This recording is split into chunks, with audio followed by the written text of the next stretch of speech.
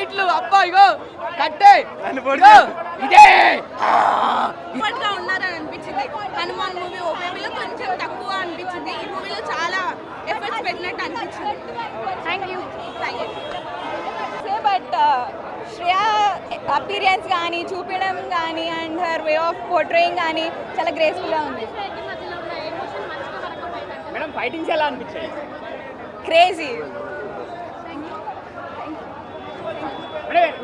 క్లైమాక్స్లో అయితే సూపర్ ఉంది, కానీ లాస్ట్ ఒక సాంగ్ పెట్టలేదు.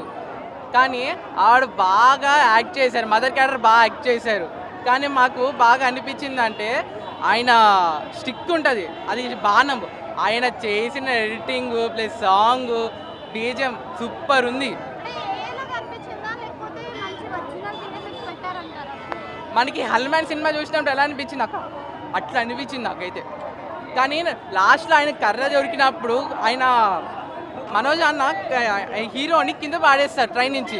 అక్కడ వచ్చే సీన్ ఉన్నాక అందరు కర్ర పట్టుకొని మామూలుగా లేదు. Please watch and theatres.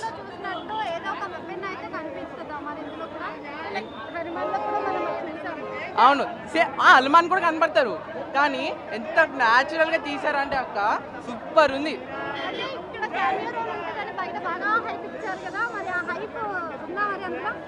ఉంది మామూలుగా లేదు సినిమా. మనకి హనుమాన్ చూసినప్పుడు ఎంత అది లాస్ట్ హనుమాన్ వచ్చినప్పుడు మనకి ఎంత క్రేజ్ వచ్చింది, అలా ఉంటుంది అక్క సినిమా మొత్తం.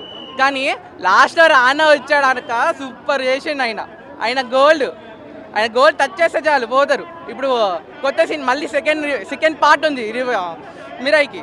Please watch and theatres, don't see and piracy. ఆయన నెగిటివ్ అయింది అక్క, మొత్తం ఆయన హైలైట్. అసలు ఆయన చేసే విలన్ క్యారెక్టర్ ఆయన చేశారు, చాలా బాగుంది. ఇందాకే ఇచ్చారు ఆయన, ఎంత క్రేజీగా ఉందో.